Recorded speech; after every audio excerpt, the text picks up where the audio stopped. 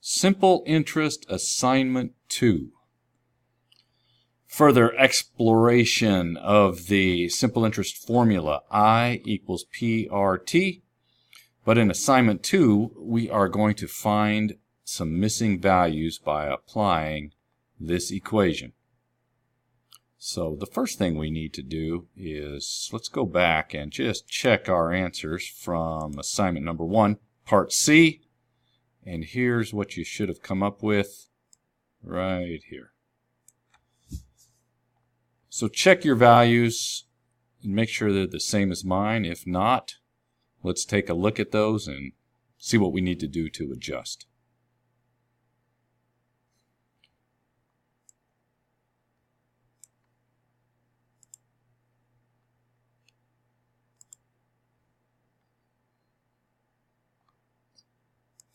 All right, assuming you have that section done, that was assignment 1, part C. And the next thing to do is go ahead and create a new worksheet within the same workbook here. So this was assignment 1.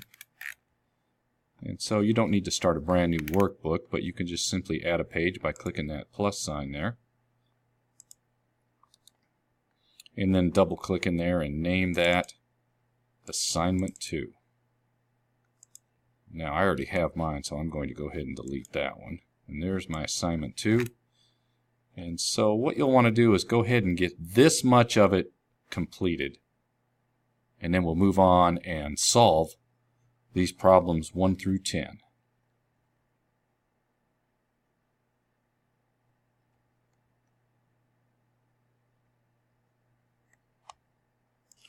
So the next step is to take a look at our formula, I equals PRT. And so we're going to have to solve for P, for R, and T to find these missing values here in this assignment. So let's go ahead and do that first, put our basic algebra skills to work, and we will just go ahead and create those new equations so we have a nice reference when it comes time to start solving problems 1 through 10.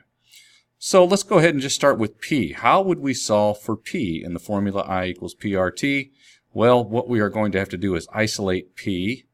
And so we could divide both sides by RT and get that moved over to the other side, then rearrange and simply make it as P equals I divided by RT.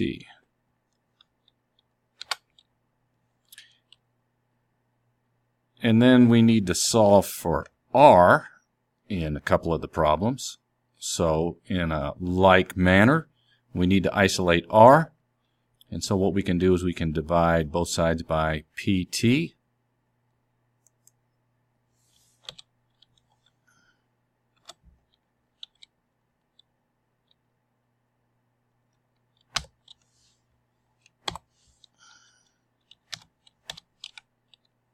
And then we need one more. We need to solve for time.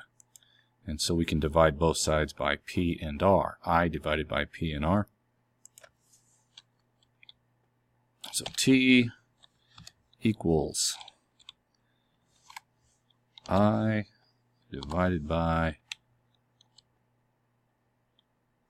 PR. And so there are 4 different formulas that we can use to solve for a missing value. And the first one that we need to use is right there, is that we need to calculate the value for P. So we're going to have to solve for P when given interest rate and time. And we're going to have to deal with this situation right here. Notice here,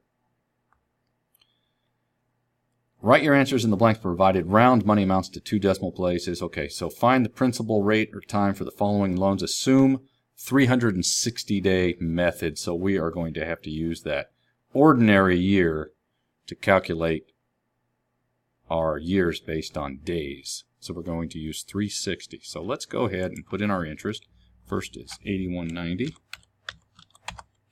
Principal amount is unknown. The rate is 13%. And our time, what we'll need to do is just go ahead and equal that 120 divided by 360. So we'll go ahead and do that conversion so we get the correct decimal value for time. So 120 days in the ordinary year is 0.333 years.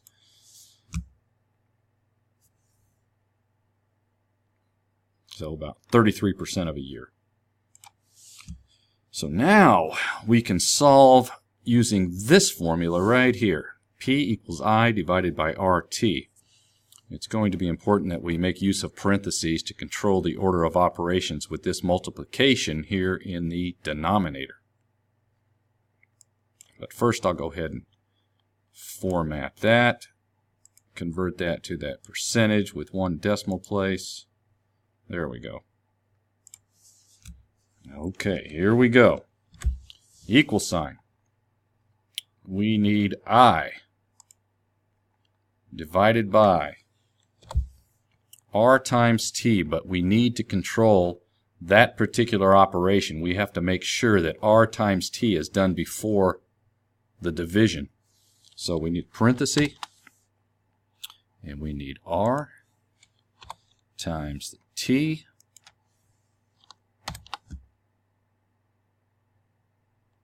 leave that there for you for a minute.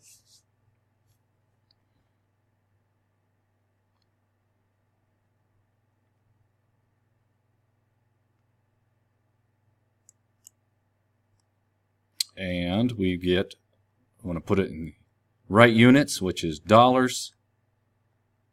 Looks like we need to make our column just a little bit bigger. $1,890 is the principal amount that we calculated. And the next step is to go ahead and either make it bold or give it a different color if you like, so that we know which missing value you are solving for. So when I come around to look at it, we can quickly take a look at your answers. So you're going to do these other ones in a similar fashion. And where it's going to get a little different is down here where you have to solve for the amount of time. So I will go ahead and skip down to number 6 because that one's done just a little bit differently. Now if you want, you can go ahead and pause the video and go ahead and practice 2 through 5. And then come on down, we'll get to 6, and we just have to take it an extra step to calculate the number of days. So I'll go ahead and put in that information, $29.70 for our interest. Principal is $990. The rate is 9%, and we've got to calculate for time. And I think I'm going to make that column just a little bit wider there.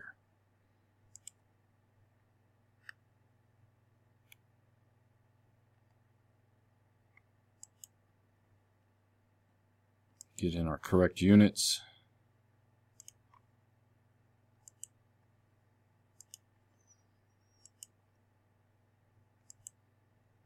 Okay.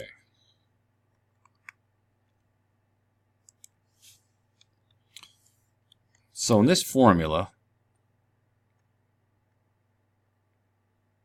T equals I divided by PR. Equal sign. We need, first of all, in the numerator, we need the interest divided by P times R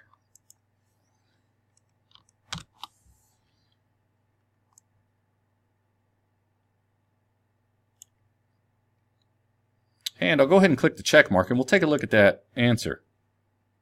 Well, it's certainly not dollars. We just need a general number format there. There, 0.33. So it's telling us the amount of time in years, 0.33, but what if we want to know how many days that is, just like is shown in the rest of our problems here, and we want to know how many days that is represented by an ordinary year. So what we'll have to do is take that formula a step further and bring in that 360-day factor. So what we will have to do is use some more parentheses to control the result of this operation before we multiply it times 360. So we want to make sure that this calculation occurs first. And so we're going to have to put in a couple more parentheses. So what that's going to do is force this calculation to occur, and then we want to multiply the result times 360 days, because it's a fraction of a year, and we want to find out how many days that is. And so that should tell us how many days for this particular calculation applying the simple interest formula. Let's click that check mark, and we don't need these values, so there it is. And so that is 120 days. So that's what that's showing us. And I'm going to go ahead and go out here and put days, just so that we know that it's not years. And so that's how you can do these problems that are requiring time. And so we've got, let's see what we have here. It looks like 6, 7, and 9. You're going to be calculating number of days. And so that's how you would do it. So review this calculation if you need to. Go ahead and complete those, and then practice the others, and I will come around and we'll take a look and see how you're doing. And by all means, ask questions as you have the opportunity to apply those algebra skills that you have learned in Mr. Quinn's class.